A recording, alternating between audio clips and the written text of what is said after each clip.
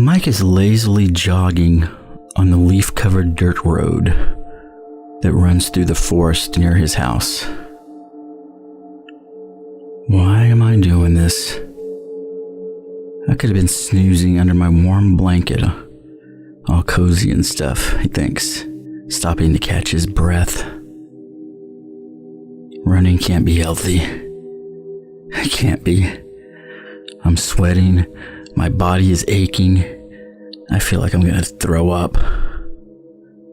There's nothing healthy about that. At the turn of the path, he spots another jogger. Groaning, Mike straightens up and starts to slowly jog again. Getting closer, he can see that the other jogger is a woman. Her chestnut hair tied in a ponytail, and her breasts bobbing up and down hypnotically. The two joggers pass each other. Mike turns his neck awkwardly around to get a better look at the woman's behind. Damn, he mumbles to himself, a bit louder than he would have liked.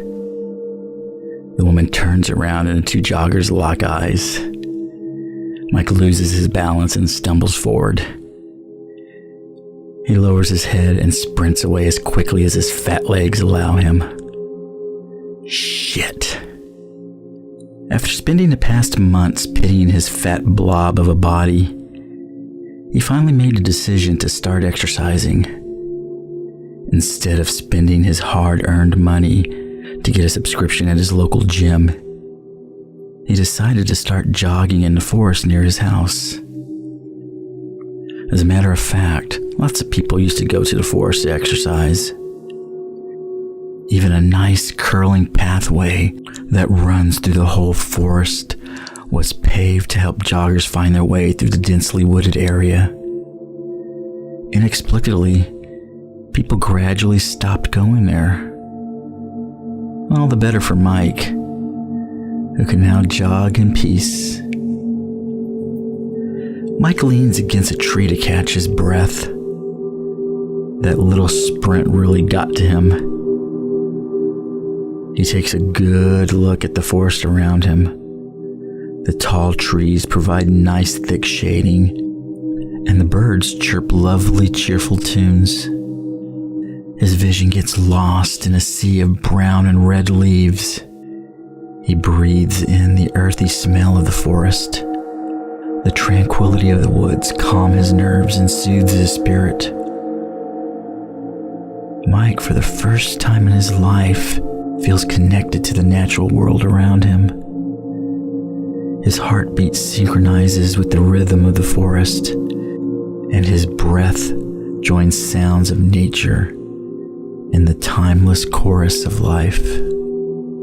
Then, a feeling of unease creeps into Mike's heart, breaking the serenity of the moment.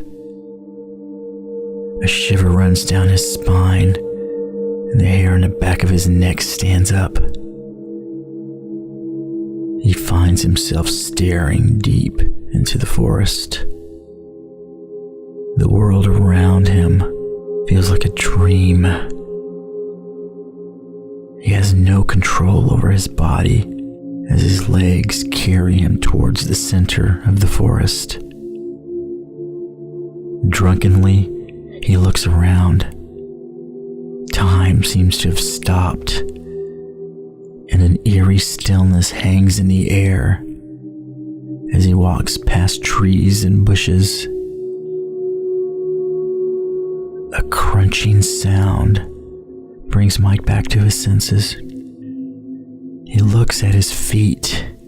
He stepped on a twig, snapping it in half. Weird, he mutters. Confused, he walks back to the paved path. Silence has fallen over the woods, and he can't shake off the feeling that something sinister lurks in the bowels of the forest. After a few minutes of uneventful jogging, he sees something out of place in the distance. He squints, but he can't make it out much.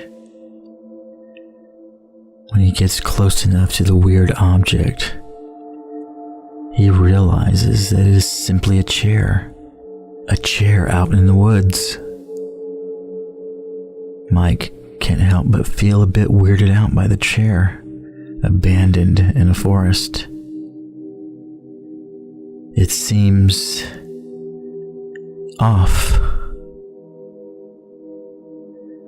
Next morning finds Mike once again jogging across the muddy trek. Oh God, my body hurts so bad.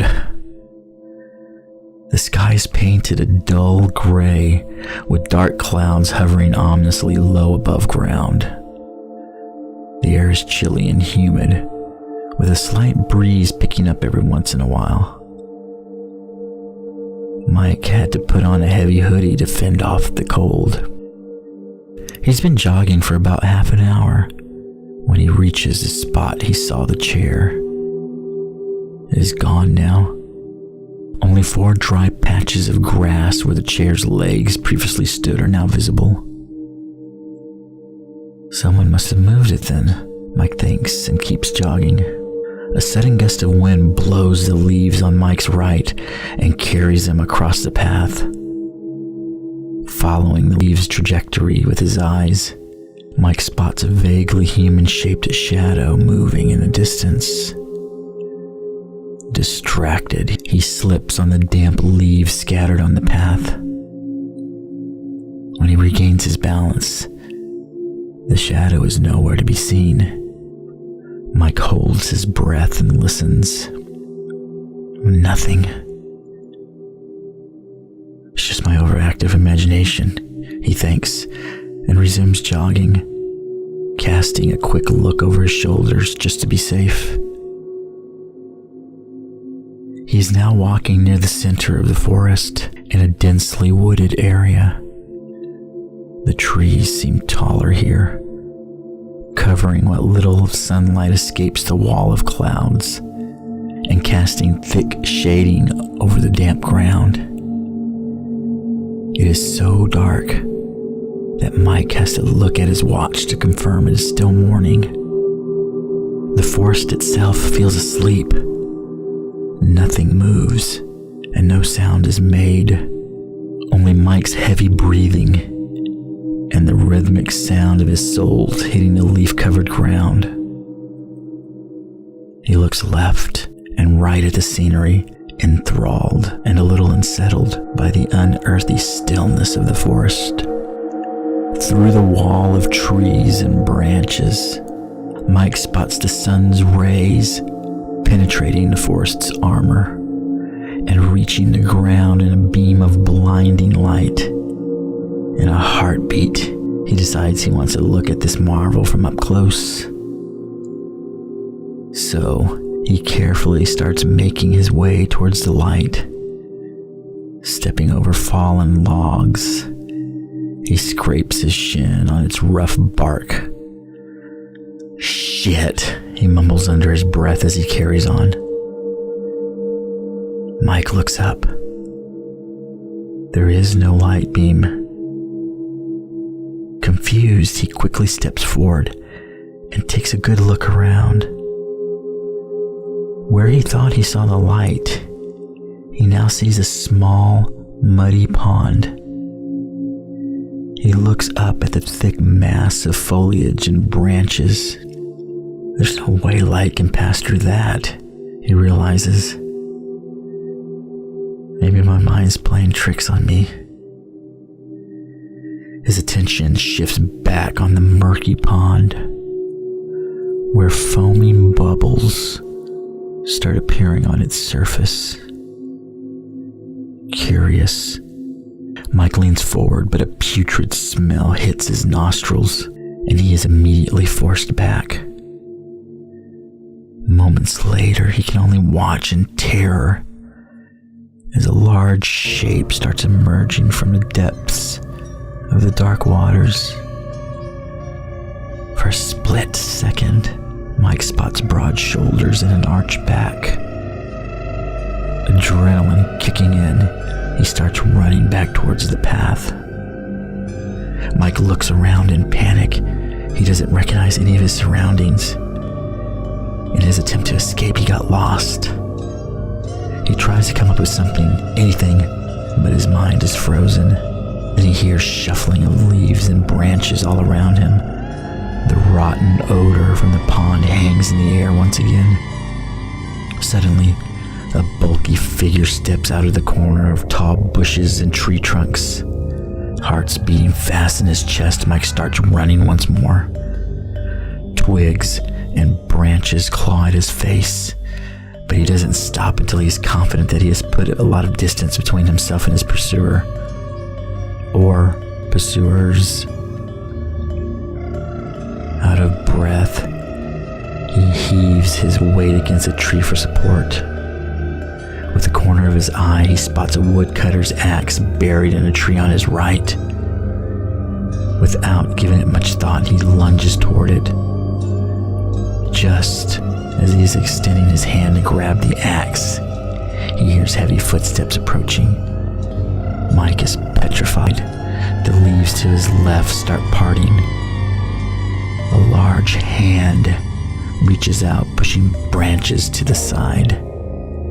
Mike lets out a cry of fear and starts running blindly forward. Moments later, he reaches a clearing in the woods. He runs toward the center of the small meadow, eyes peering at him from behind the tree line. He is surrounded, exhausted, and terrified. A feeling of lightheadedness wafts over him. He takes a step back, trying to steady himself. A circle of chairs lay at the corner of the clearing. They are all positioned facing inwards. The sight unnerves him. What the fuck is going on? He thinks, his heart beating frantically in his chest. Before he can react, something hard hits him on the back of his head, and he falls unconscious on the ground. His eyes open. The moonlight is shining bright on his face. He's sitting on a chair. He tries to move, but his limbs don't obey. The wind is blowing softly through leaves and branches, which whistles a sepulchral tune under the breeze's gentle touch. Mike realizes he is still in the grassy clearing. He hears footsteps behind him, and panic grips his mind. The footsteps get closer and closer. He can now hear heavy breathing just behind his back. In a frenzy, he looks around, desperately trying to find anything to help him escape. His gaze shifts to the corner of the clearing. The circle of chairs is still there. This time, they are not empty. Sitting on them are men and women in hoodies and sweatpants and athletic gear. Mike can only watch in horror as he realizes their heads have been severed, only to be replaced by small wooden logs. Suddenly, they all start turning their heads toward him, their facial features crudely carved on the hard wood. He tries to scream, but nothing comes out. Then a decaying odor fills the air. Everything goes silent, like the earth itself is holding its breath. A man with broad shoulders and wide torso steps in front of Mike. His head is missing.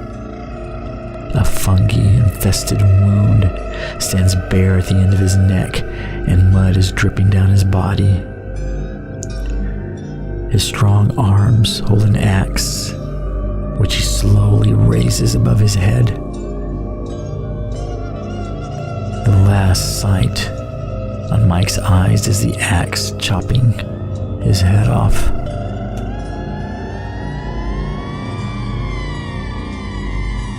And that, kids, is why you should never go jogging. The morbidly obese father advised his somewhat even fatter kids before stuffing a burrito in his mouth hole.